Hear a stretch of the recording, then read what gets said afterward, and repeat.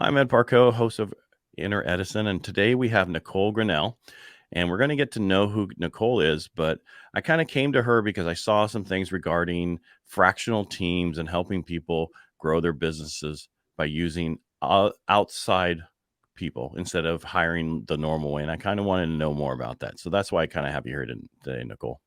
Awesome. Well, thanks for having me. Excited to be here. Yeah, I mean, especially since you used to be a Californian. I am When did born you and move out of raised Californian. When 2012. Okay, Yeah, so 10 years you've been gone. 10 years I've been gone. Yep. Yeah.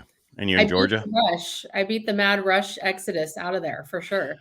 Well, when you have 40 million people in California, 700,000 is not really a max exodus. It isn't. Although, when I left, it was like, how can you possibly leave this great state? Now I have 90% of my family moving elsewhere. So it's just, it's a great state. Love it. Honestly, wish it was easier to live and stay in there because it is such a beautiful and great state. So, yeah. Well, I'm one of those people who are staying and fighting. So. Yeah, you should. Yeah, I believe it. Because we just need to make a few changes and it'll be good again. Yeah. But enough about the problems that we can't deal with. Till November. But let's talk about, how did you get into this business? What's your background? Yeah.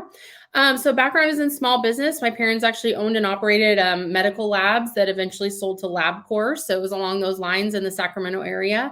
Honestly, have been working since I was about 10 years old in that. So came from small business, really understood it.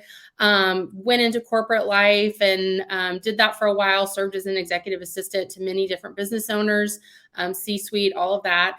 Had an executive retired. And at the time, the kind of buzzword was virtual assistant. Have kids, thought I'll go home, be a virtual assistant. And within about 30 days, there were so many businesses needing help, even outside of the scope of what you would call a virtual assistant, that I kind of flipped my model and was like, I think this is an actual business. There's a gap in employment from businesses that can hire traditional employment and businesses that need fractional. And so we started about 5 years ago, flipped our model, and have been serving as what we call remote teams, which is really any kind of operational support that a business would need done on a remote and fractional basis. Wow. Because I had a fractional CFO, which I never knew they had those. Yeah. And I know bookkeepers, right? Everybody uses, fractional bookkeepers because you can't keep one that busy potentially. But how's the approach work? Are they yours? How does that work? Because you say fractional means they work somewhat for you over so much period. And then so go ahead and explain it, because I'm trying to. So the common thing a business owner or entrepreneur does is they finally build their business to where they maybe have a budget for one employee, right? And they're thinking traditional. So they're going, great, I've got the budget now. I can get 40 hours of delegation. I need Susie to be my accountant, my social media manager, my front desk receptionist, in charge of sales, be my admin, and also be great if she could run processes. Susie does not exist in that scenario. So ultimately, business owners and employees are frustrated because those skill sets are not in one person. And so it's just a never ending hamster wheel of being frustrated, having turnover. This is not working. And it's because that team member is not being utilized for their skill set. So we kind of took the approach of saying, okay, so what you've just described to me is some marketing help, some accounting help, some sales, and some operational and administrative help. Let's now bring that team in for you for the hours that you need delegated. So you mentioned bookkeeping. Bookkeeping average is probably 5 hours a month, maybe, for a regular sized business. So that's all we need to bring her in for. Same thing with sales. Maybe you're just having somebody do outbound calling. They really only need to work 5 hours a week. So you're sharing resources and working fractionally, but now you have people that are working efficiently and in their zone of genius and their skill set, and you're getting better results. Well, because one of the biggest problems you do when you hire somebody for a job, and you go, can you add this? But I was hired for this only, and that's outside of my scope. I want more money.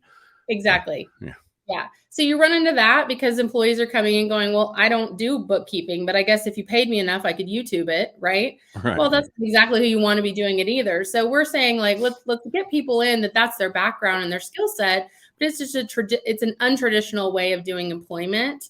But you're getting better results and more efficient results. And ultimately, it's a cost savings. Yeah, I could see that. Just from the fact of, I had a bookkeeper who's a bookkeeper, and she cost me a lot of taxable income. just because she put it in the wrong place or didn't do this, wasn't, focused on what the job is. So it's important to have the people that are there to focus Right. on what they need to focus on.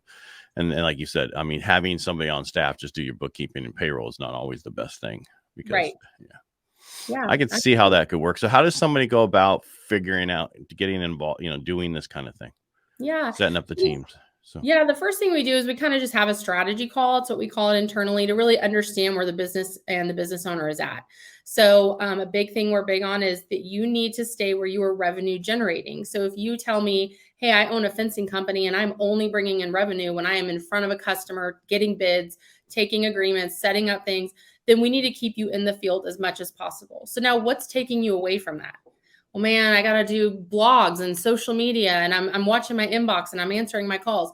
None of that is revenue generating. So that's what we need to put off and delegate to another team member. So once we've kind of established those things that are taking the business owner from being revenue generating, we start building out that job description. And in most cases, business owners are looking at about 5 to 10 hours a week of delegation. And that really is enough to keep them focused, because the reality is every time you go off task, it costs you time, costs you mental energy. It's a distraction. And so if you have someone coming in that all they're doing is returning customer calls, booking appointments, sending out agreements, sending out payments, that's all they're doing. So they're going to do it much more efficiently than you that's trying to bring in clients, run sales, also do social media. And so we just kind of break those roles down. So do you have people that handle just social media for people? Correct. Yes. All the posts, all that fun Posts, stuff. scheduling, engagement, you name it. Yep. Because I got to say that in my business, that is like the most tasking that we have to do, to be in front of people. And I hired a team to do that separate. All they do is that. But that's just because I was doing so many things. I just didn't know about your company either. So didn't know that was out there. Social media or any kind of creative, it's if that's not your skill set, like for me, it is quite the energy and mind shift to go into that world, to become creative after a long day or running a company. And so those are types of things that are easily delegated. You can start at a very low barrier of entry, but at least still keep that online presence. It is a necessary evil. It just is. And so it's something that can easily be delegated. So what's the average cost? I know it depends on certain things, but is there like all right, 10 hours is going to cost you, $50 an hour? I mean, yeah. So our rates are anywhere from $35 to $50 an hour, depending on the task. And we only require a 5-hour a week minimum. Other than that, it is true time. And the reason that we have that minimum is that we're finding if you're not delegating at least an hour a day of engagement, then we're not a value add to you. Ultimately, it's going to become a frustration. We want this to be something that's growing and is a value and really takes something off your plate. So that's kind of the lowest barrier of entry. Sometimes when clients, either budget-wise or just trust-wise, are wanting to just dip their toe in, it's a great way. You're really talking maybe $200 a week to get a full-blown looks and feels team member that you can begin delegating work to. And you don't have to pay employer tax, right? No, it's true. We just have basically 30-day cancellation. You only pay for the time worked. And so it's a great way to start building that team. Because what a lot of people don't realize is when you hire employees, especially in California, they get so much more benefits from that. You have to pay for them to be there. And it's a lot, I'm sure it's in other states too. I just know California because that's where I do business. Yeah. Yeah. And our rates are really competitive with what it would look like to bring on a traditional employee. So if you were to be bringing in an employee for $20, $25 an hour, you're really going to be in the same neighborhood as us by the time you add benefits, taxes. And of course, then you just get into liability. And I mean, we're in the people business. Things happen. And it's a lot harder to fire an employee than it is to end a contract with a service. I agree. This is about what you do right now. I kind of want to get into you building your business and what you've seen over the last, because you said for 5 years. As you look back, anything that you need to do differently, or what I mean? This whole show is about Edison moments. Basically, our greatest accomplishments come from our greatest defeats. And you were talking about when you went home to be a VA, virtual assistant, you found out there was a huge need, and you started this company. What have you seen since then? Yeah, so I would say probably our Edison moment is when we were marketing ourselves really as a virtual assistant company. But then on the back end, we were doing everything from paralegal work to legal assistant, social media. So we realized like, oh, we're not a virtual assistant company. That's a very narrow niche. This is it. But businesses were coming to us for everything, every kind of operational function, and would continue to add those on as they grew and their business grew. So that's really when we kind of switched to our marketing. We actually changed our branding and our name from CC My Admin to Bosun. And that's really when that kind of remote team came into place, is saying we want to build out your team. When clients come on board, they get a Bosun org chart. So it really is looking and feeling like you are establishing your team and your business. And we want them to be seen that way. In the beginning, I think when people heard virtual assistant, first they either thought overseas. It was almost like, am I, sending my task into some sort of typing pool? And we're like, no, if you are matched with Sally, like Sally is your team member. Think of her just like she is there with you. And we want you to treat her that way. We want you to engage with her that way. So our messaging really had to change to get people to understand that. So speaking of Sally, so basically when you get matched with that person, that is that person who does the 5 hours a week. If that's what you need from Sally, Sally would do normally. Sally is so you do anything from paralegal to social media? Down to answering phones, everything in between, anything on the back of the house. Well, do you guys do anything for the mortgage industry? We do tons for mortgage, real estate, you name it. I've seen every type of side hustle in the real estate market out there. Storage facilities, I mean, you name it. So yeah. So anything and everything that someone needs, you can contact you and you can find a body to help them do that. Yeah. And take it off their plate. Go ahead. No, ladies first. It's really funny because when you're on this side, business is business, right? So it doesn't matter the industry. We all still need to serve our customers. We all still need to have good response times. We need to show up for them. We need to invoice. So whether I'm supporting the Manhattan law firm that has 200 associates, or the man I mentioned that's the Stone Creek fencing company in Indiana, business is business on the backside. And we're just supporting those roles. Well, I mean, I think that's amazing because this right here can help a lot of people, because we all know, as you get to find out what your true thing is, and that's me talking to people, being in front of the people, it's not by doing admin work. I do have 2 assistants full time to help me plus processor, but there's always additional stuff I want to do. Do you guys do any editing? Sound and video? Sound, video, proofing, copywriting, all of that. Yeah. How does that? All right. So for someone like me, who I do multiple podcasts, I do radio show. Then we have a Zoom that gets edited to put on YouTube afterwards, because the radio goes on radio. You're trying to bring it to that's by hour, I assume, right? It can be by hour, and we also do packages with that. So for instance, we actually have a whole side of the house. This was a funny thing we got into very early on, probably second week of working. Somebody asked me if we could help get them booked on a podcast. And of course, second week of business, you're like, absolutely, I'll get it done. And we did. And we kind of fell into this niche where we have this whole side of the house that does podcast booking. We work with all the agents. We do podcast editing, all of that. So we kind of depend on like the volume. We'll go through like, all right, what are your length of them? What does that look like? We might do a set price. Sometimes it's hourly, but yeah, we can support all that. Okay. I'm just wondering because, I have, again, it's outsourced. I don't do it because I wouldn't be good at it.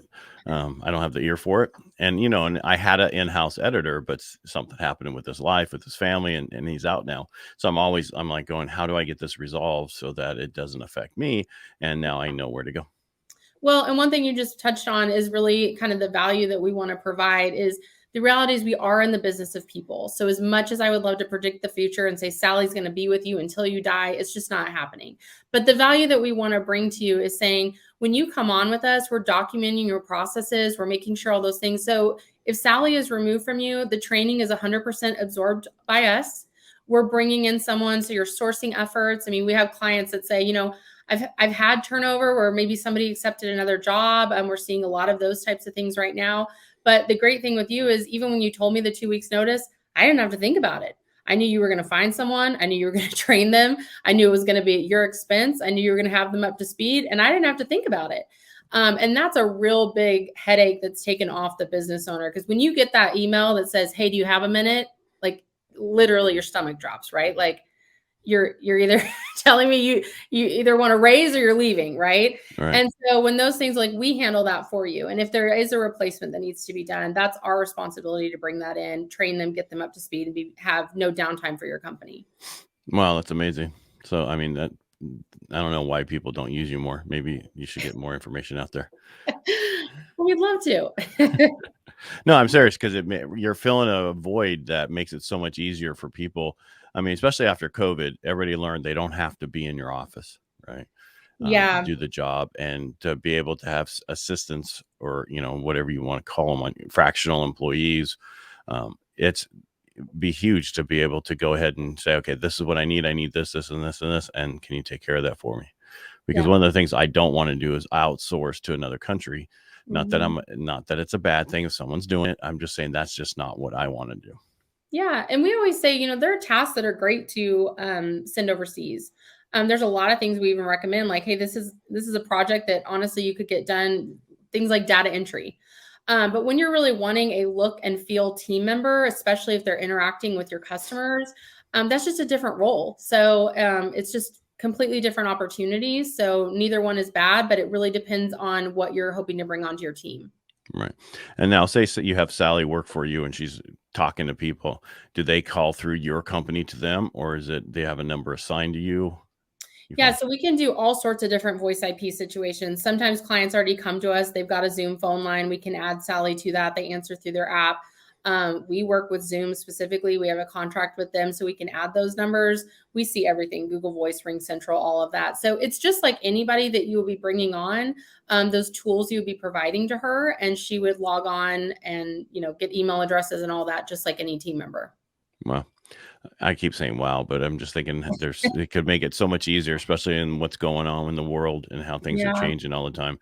And the fact that you don't have to worry about someone giving a 2-week notice, that you'll be taken care of. Someone else will fill right in and take over for your person. That's really amazing. Yeah. Um, and I know this as a business owner, you can tell I understand the headaches that we run through, right? Oh, Because yeah. I've had employees for years and years and years, and then you have some that are there for 6 months. Yep. So, and you I trained know. them and everything. Yeah, I mean, it's a hassle, it's time, it's energy, it's money. And so it's to the best that we can alleviate that for you and for our clients. That's what we want to try to do. So How can someone get a hold of you if they want to yeah, reach out to so you? you can go to our website, Bosun Solutions, which is BOSUN. And you can also email me at Nicole, Nicole, at bosunsolutions.com. All right, and especially if you want to get on podcast, you can go give you a call and you can help them with that. Yeah, we have a Yeah. great podcast assistant, Erin Thornton. She just came on our team. She's our newest one. She's doing a fantastic job. And how does something like that work? I mean, you reach them and you get them on different podcasts, but I mean, is it contracted by how many podcasts you want to get on in a weekly period, or how does that work? Yeah, so I personally, I love podcasts. Like, I just think it's the easiest and most cost-effective marketing that you can do and really have an audience. So we do a podcast package. It's just $500. And essentially what that creates for you is you get an hour strategy call with your podcast assistant. That really you're going over like, who is your target audience? What are you promoting? It could be a book, a service, whatever. So she gets that information. We create a one-sheet pitch sheet. We've found this, we've been using this for 5 years. It's the most successful, gives a snap bio where they can contact you, bullet points of what you want to talk about. And then we create a list of about 150 podcasts that we're going to reach out to. So that's kind of the first package. And then from there, you're just paying by the hours of administration. So we always recommend just starting out with about 5 hours, which roughly translates to about $150. And that's when she's just going to be email blasting, calling on agents saying, hey, we've got this new person. We'd love to book you. And then from there, things are just trickling in. So, you'll get guests saying, great, I'd love to book them in April. And she's handling all that coordination, making sure that you're prepared. You know what the questions are going to be, anything that needs to be done prior to. If it's video, she's calendaring it. So she's really looking like your own podcast PR agent. But we have already kind of established those relationships. We do with a lot of the same industries, a lot of real estate, a lot of business, a lot of entrepreneur, coaching. So we kind of have relationships with the booking agents that they know we're bringing them quality guests. And so we have really good success in getting bookings. So when you said the package price, right, and then Mhm. after that has so many hours, and you said 150, is that a week, 150 a month? No, it's just blocks of time. So Okay. we do the podcast package for the 500, and then we always suggest just doing a block of 5 hours. It's at $30 an hour, so it's 150. Once we're done with that 5, we basically reach out to you and say, "Hey, here's what we've done. Here's who we've reached out to. Here's who's been booked. Would you like to up another 5 hours?" And then most of the time people go, "Yeah, like do another 5. I've been getting great shows." So it's really your control if you would like to move forward. Gotcha. We'll have to talk after this, even though I Yeah, get on other people's absolutely. podcasts, but I'm always looking for another way to get on, because it's the best way to get who you are and what you're trying to get out there is getting in other people's sandbox. So, Seriously, I just like preach podcasts so much because it's just over any messaging. I find it's the best. It's great content. You can recycle it. I just am really, really big fan of it. yeah, I mean, they cut up my stuff so much. It's amazing. Right. I mean, they redo this, cut it up in many different segments, put it on YouTube in separate segments. Because I Right. do a lot of lives on real estate and financing through, LinkedIn, YouTube, Yeah. and Facebook, and they repurpose all that stuff, which Oh is yeah. really good.